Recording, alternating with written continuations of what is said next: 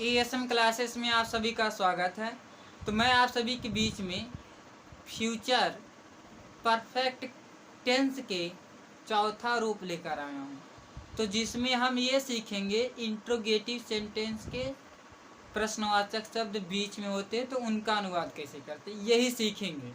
तो देखिए, जैसे मेरे आने से पहले वह क्यों पत्र लिख चुकी होगी। तो अगर ऐसे प्रश्नवाचक, पहले मैं आपको बता दूं, ये जो यहाँ चमक आ रही है यही आपका क्या है, ये इंट्रोगेटिव लिखा है, ठीक। तो अब यहाँ देखिए चमक नहीं आ रही होगी, तो यहाँ समझिए।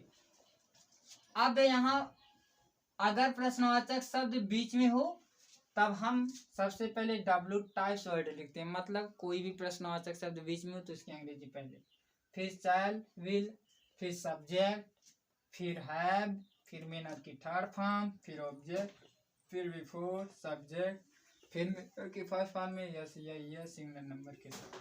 तो यही आपका है वाक्य दिया है आपके सामने, मेरे आने से पहले वह क्यों पत्र लिख चुकी होगी। तो यहाँ वाक्य के अंत में क्या है, गी है और इसके पहले चुकी है, तो फ्यूचर परफेक्ट टेंस है। फ्यूचर परफेक्ट टेंस में यहाँ देखिए वाक्य में क्या आया, वाक्य के बीच में प्रश्नवाचक शब्द आया क्यों, तो इसका मतलब ये आपका इंट्रोगेटिव सेंटेंस है। और इंट्रोगेटिव सेंटेंस कहाँ है, बीच में आया ना प्रश्नवाचक शब्द, तब इन्हीं को पहले पकड़िए, ठीक। तो देखिए क्यों के अंग्रेजी क्या हो गई, वाई हो गई। अब पहले के बाद करता यहाँ कौन है, वह है ना, तो वह के साथ क्या लगता है, विल। फिर विल लिखने के बाद वह का अंग्रेजी होगी, देखिए चुकी होगी, मतलब स्त्री का बोध रहा, वह का अंग्रेजी सी होगा था। और जैसे सी लिखेंगे हैव, और हैव लिखने के बाद मेन वर्ब, तो वाक्य के अंत में जब चुकी होगी ऐसे रहे तो तीसरे नंबर मेन वर्ब। तो यहाँ लिखना, लिख है, लिख में ना जोड़ देंगे, लिखना, लिखना का अंग्रेजी राइट, और राइट का थर्ड फॉर्म रिटन होता है। और रिटन लिखने के बाद क्या बच रहा, पत्र, तो ये लेटर। अब पहले का अंग्रेजी बिफोर, मेरे का अंग्रेजी आई, आई बहुवचन इसीलिए मेन वर्ब के फर्स्ट फॉर्म में यस या यस नहीं लगाएंगे, तो आना का अंग्रेजी कम है। यही आपका अनुवाद होगा, ठीक। समझ में आ रहा है, अगर समझ में आ रहा है तो वीडियो को लाइक कीजिए, चैनल पर नए हैं तो चैनल को सब्सक्राइब कीजिए।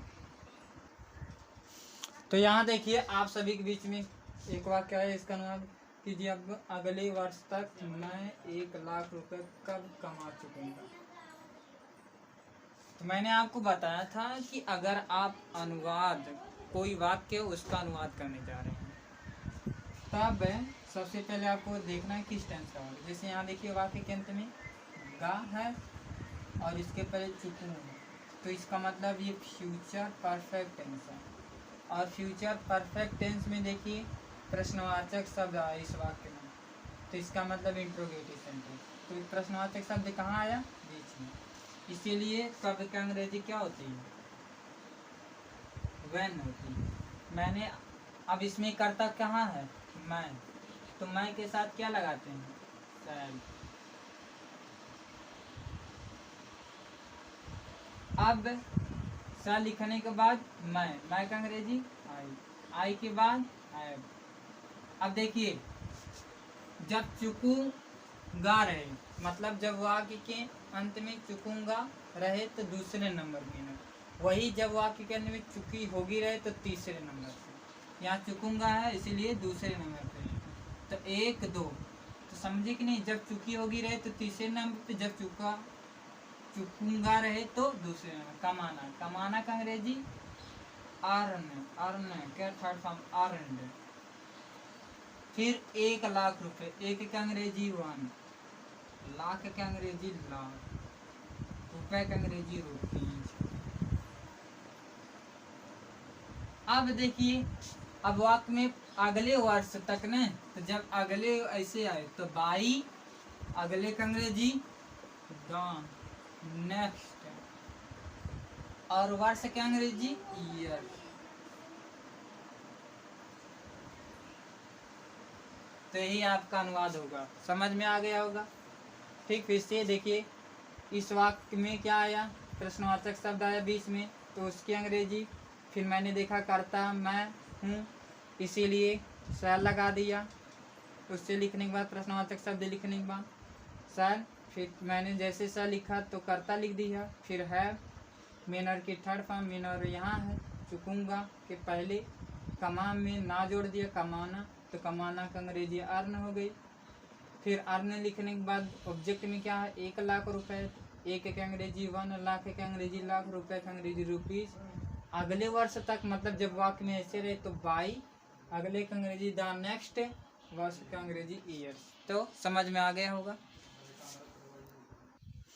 देखिए, इसका अनुवाद कीजिए। तुम्हारे आने से पहले वह अपना पाठ कैसे याद कर चुकेगा। तो यहाँ देखो, प्रश्नवाचक शब्द आया बीच में, तो पहले इसी को पकड़िए। कोई भी प्रश्नवाचक शब्द पहले है, जैसे आप जानते हैं, जैसे क्या होता है, पहले गांव घर में लड़ाई होती थी, और जो लड़ाई करके बच्चा आता है ना, तो वो बीच में चला जाता है।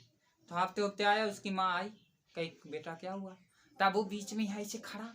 अब उसके बाद उसकी माँ आगे, उसकी सब लोग आगे पीछे हैं, वो बीच में है। तो जिसके घर से झगड़ा करके आया, लड़ाई करके, तो कहेंगे देख वही बीच वाला है, वही पकड़। तो इसका मतलब उसी प्रकार अगर कोई प्रश्नवाचक शब्द बीच में आए, ठीक, तो सबसे पहले इसी को पकड़ो, पकड़ो, इसी का अंग्रेजी लिखो। तो कैसे कैसे का अंग्रेजी क्या होती है, हाउ। अब देखिए, मैंने कहा था पहले के बाद जो शब्द रहे उसी का अंग्रेजी। तो यहाँ देखिए, पहले है ना, पहले के बाद वह है, तो वह के साथ क्या लगाते हैं, विल। तो वह का अंग्रेजी क्या होगी, ही होगा। और ही लिखने के बाद हैव लिखने के बाद मेनर, मेनर का 1 2 दूसरे नंबर पे रहेगा, क्योंकि चुकेगा आया, इसीलिए दूसरे नंबर पे मेनर। तो याद करना, याद करना का अंग्रेजी क्या होगा, लर्न। लर्न का अंग्रेजी, लर्न में टी लगा देना, लर्न। फिर उसके बाद अपना पाठ, अपना का अंग्रेजी यहाँ क्या होगा, हिज, और पाठ का अंग्रेजी लेसन।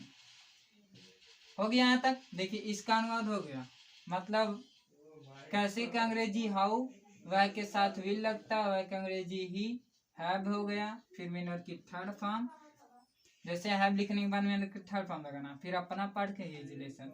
अब पहले बचा ना, तो पहले का अंग्रेजी बिफोर।